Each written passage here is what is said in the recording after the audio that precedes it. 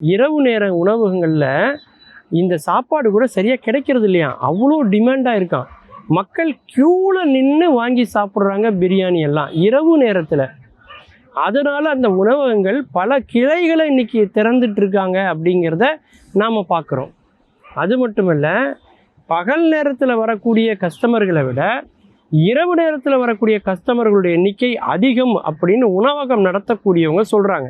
உணவு தெருவே உருவாயிட்டு, food street அப்படின்னே சொல்லி இரவு முழுக்க மக்களுடைய எண்ணிக்கை இன்றைக்கி அதிகமாக வர்றதை நம்மளால் பார்க்க முடியுது. அங்கே ஏற்படக்கூடிய அந்த கூட்டம், அந்த கூட்டத்தை நாம் வேற ஒரு வியாபாரத்துக்கு பயன்படுத்திக்கலாமா அப்படின்னு சொல்லி வேறு சில நிறுவனங்களும் வியாபார உத்திகளை கையாளுவதையும் நம்ம பார்க்குறோம். இதெல்லாம் நம்ம சாப்பிட்லாமா இரவு நேரத்தில் அப்படின்னு நம்ம சொன்னால் நம்மளை பூமர் அப்படின்னு சொல்லி உரங்கட்டிடுறாங்க.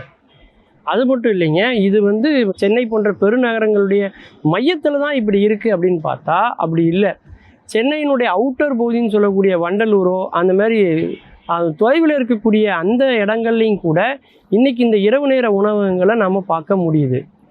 இது உணவகம் மாதிரி மட்டும் செயல்பட்டால் பரவாயில்ல, அதையும் தாண்டி கடைகளில் சின்ன சின்ன பெட்டி கடைகள் மாதிரி, ரோட்டோர கடைகள் மாதிரி, தனியான ஒரு வாகனத்தில் ஒரு குறிப்பிட்ட நபர்களுக்கு போய் டெலிவரி பண்ணுற மாதிரியான வாய்ப்புகளும் இன்றைக்கி அது இருக்கிறத நம்ம பார்க்குறோம்.